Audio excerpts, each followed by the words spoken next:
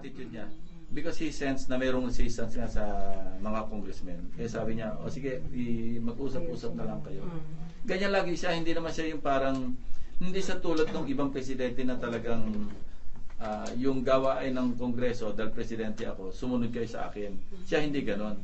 Maski sa commission on appointments, never siya nagsabi sa amin kasi nag-uusap kami in the case of yung mga cabinet secretaries na delikadong ma-reject.